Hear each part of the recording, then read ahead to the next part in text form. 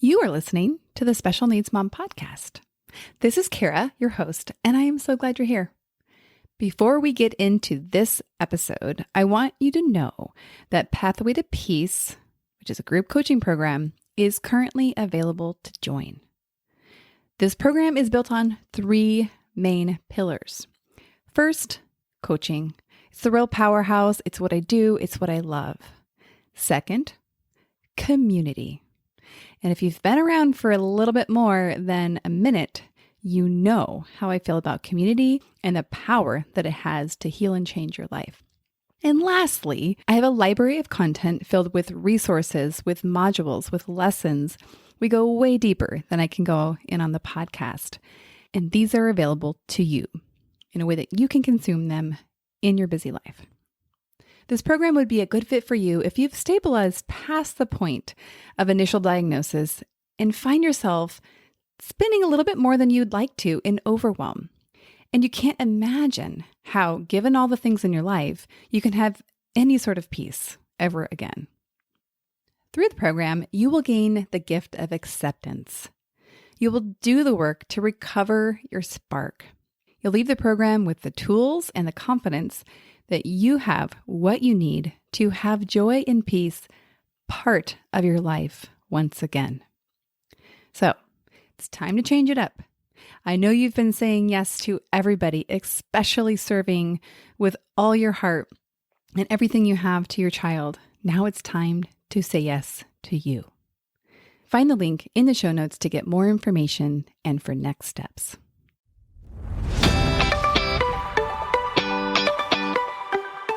Hi, I'm Kara, life coach, wife, and mom to 4 incredible and unique children. It wasn't all that long ago that my son received a diagnosis that had my world come crashing down. I lacked the ability to see past the circumstances, which felt impossible, and the dreams I once had for my life and family felt destroyed. Fast forward past many years of surviving and not at all thriving, and you'll see a mom who trusts that she can handle anything that comes her way and has access to the power and confidence that once felt so lacking. I created the Special Needs Mom podcast to create connection and community with moms who find themselves feeling trapped and with no one who really understands. My intention is to spark the flare of possibility in your own life and rekindle your ability to dream. This isn't a podcast about your special needs child. This is a podcast about you. If you are a mom who feels anxious, alone, or stuck, then you are in the right place. Welcome. Hello, and welcome to the Special Needs Mom podcast. I'm glad you're here for the first time or you're back. I'm glad you're here. All right, today is going to be what I'm going to title 10-minute something. I haven't decided yet. What I really kind of wanted to call it was 10-minute Tuesday, but on a Wednesday. And that will only be funny to you if you have seen and appreciate the humor of the Lego movie. They do Taco Tuesday on a Friday. I don't know why I think it's so funny. Okay, let's get started. So, quick personal check-in. I survived Mother's Day, and I say that mostly because it's also Levi's birthday. So Mother's Day and Levi's birthday fell on the exact same day this year, which is a lot, just a lot. And actually, I had a lot of thoughts and feelings about my son, Levi, turning 15. And so I was just kind of processing a lot. The days and the celebration, because we did like Friday, Saturday, Sunday, like we had a lot of little celebrations mixed in there. They were actually really good, but also brings up a lot of hard stuff. So I survived that. Okay, couple announcements. Then we're going to get into 10-minute Tuesday on a Wednesday.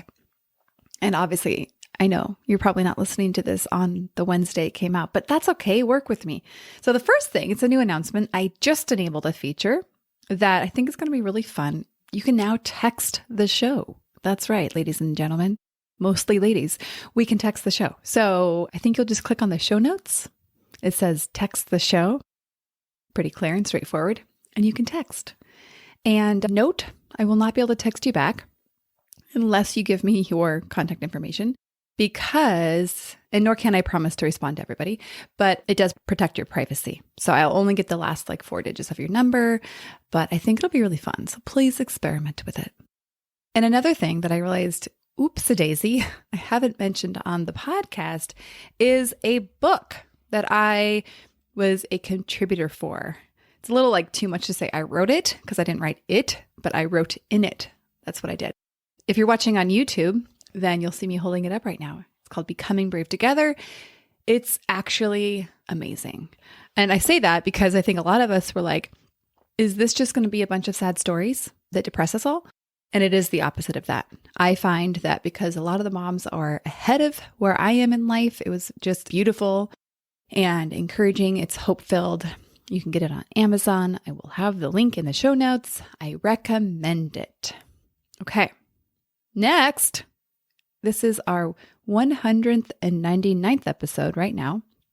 And so what does that mean? That means next week, I'm going to be releasing our 200th episode, and we're doing something really fun called Ask Me Anything.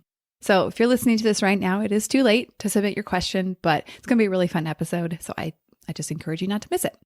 And then I kind of alluded to it a second ago, but I said, if you're watching like on YouTube, you can see me, which is my sly way of saying we're now on YouTube on video. Kind of mostly, like we're still figuring it out. So some of our episodes are still catching up and some of them are going to still be audio only. But what is coming is consistency of having the video, which I think also we're going to figure out how to put on Spotify. That's also on YouTube and it's kind of fun. I mean, I don't know if I would watch it on YouTube, but some people do. So that's why I'm doing it. I'm doing it for you. Back to this quick episode. And this episode is one of those ones where I was in, whatever conversation in a coaching call, and I got a Post-it note and I scribbled it down real quick and I said, episode on this, because it keeps coming up. Or I should say it's something that's been coming up a lot recently. So I thought, you know what? Let's talk about it. Let's chat. Also because it's come up in my own life. Like when I was coaching on it, I was like, oh my gosh, even, I don't know if it was the same day or the next day that I had this personal experience. Let's start with a story, and then I'm going to break it down. I'm going to kind of highlight a little bit of the concept I want to point out here. Every other Monday, Levi has what's called late start. So like instead of getting to school at 8:30, he has to get to school at 9:30, which really throws a wrench in my morning routine, but we deal with it. And so this morning I was dropping him off, just me and him. I was going to the front of the school, whereas normally I go to the back of the school because of dropping my other kids off. And I was going to insert a passive aggressive complaint here about the disabled parking being in the back of the school. But, I guess it's less passive aggressive since I'm like blatantly saying it. Beyond that, I was at the front of the school. And so, kind of pull up on the curb. I'm starting to get his walker out. Levi's getting out. And his friend comes up to him and is just kind of there. And this particular friend is just super supportive and very helpful. They're a great pair. And I just had this wow, that is so cool that his friend was out here. How did he know Levi was going to come to the front of the school? He was just there. And so that was just something I observed. I noticed wow, this is really cool. And then as I'm kind of getting back in the car and getting ready to drive off, I'm seeing Levi walk up the little bit of an incline towards the school with this friend, and seeing Levi with his walker, with his different way of walking. And I felt, wow, my son is so different. He looks so vulnerable. I mean, he uses a walker that is more associated with people at their end of life rather than their teenage years. And not that it has to be that way, but that's just how I associate, right? I don't associate teenage boys to having walkers. And so it just with this little zing of a ouch, that is hard to see. So in this brief moment, kind of breaking this down, I had these vastly different emotions exist at the same time, or really more close to each other, but they so close that it almost felt like the same time. Grateful and grieved. And so our temptation, this is what we're all tempted to do, not just me, I think it's a lot of us, is to push away the feeling we don't want to feel. That would usually be the grief. And we try to focus on the good one, or what we call the good one, the gratitude. Let's just be grateful. And This is called resistance. And resistance, I'll tell you, it takes up a lot of energy.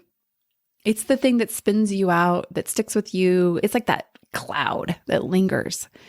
And it's heavy, usually, to carry resistance or to be actively resisting. I guess that's a better way of saying it. And I want to do a side note. Side note, yes, there is a place to put intention, do thought work, and to be very intentional about generating how you feel. That's not this. And that will utterly fail. It will not work if you are trying to do that on top of an unprocessed emotion, or maybe several unprocessed emotions. It just won't work. We cannot outsmart this stuff, ladies. And I'm going to break it down with another story. So this is shared with permission by a client. And this is the coaching thing where I wrote the note, talk about this in an episode. So her son's autistic, and I think first grade, maybe kindergarten. And she was attending a school assembly, like one of those Fridays, everyone let's, cheer and celebrate, those kind of things. Our school doesn't do that. But previously when my kids attended a more traditional elementary school, we did that. And it was a lot. So she was attending this assembly, and one of her son's peers, friends came up to her and said, I don't know how he addressed her. He said something of the sort of hey, your son can't, it's not good for him to be up front because it's going to be loud and he's not going to like that. And to be clear, this wasn't said as in he can't be part of this. That wasn't the sentiment that she was communicating to me. It was more of, hey, we know this guy, this kid's friend, doesn't like that. And so, hey, let's make sure we put him in a place that is better for him. So she came to coaching. This thing happened this morning. It's nice and fresh. I am trying to be grateful because he has a friend and his friend was looking out for him. And that is really good, right? So she was sharing this and was having the experience of but something doesn't feel right, but something's missing. So I told her, I reflected to her that there might also be a lot of grief in this moment that needs some attention. And she was like, oh, yeah. That unlocked it for her. She was able to allow the impact of, yes, this kid is trying to help my son, and doggone it, my son's different and he is vulnerable. And there's a lot probably in there. I won't, it doesn't matter the details here, right? But really the experience of having this gratitude and this grief all in the same moment, or having that be part of the experience. And so, in other words, for her, this was opening to both the gratitude and the grief, was allowing her to be honest with herself, to feel all of it, rather than selecting this particular feeling of, let's say, the gratitude of well, this is how I should be feeling. This is clearly the better choice or the right choice. But you see what that did. It created this resistance where something was missing in the experience. It wasn't in integrity with where she was at. And therefore, she wasn't even able to access the gratitude. Okay. So many times when I start working with clients, they are so well practiced. And when we practice something a lot, we get really, really good at it. At telling themselves what they think they should be thinking or feeling.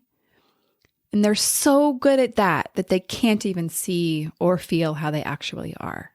So you can imagine how confusing this is.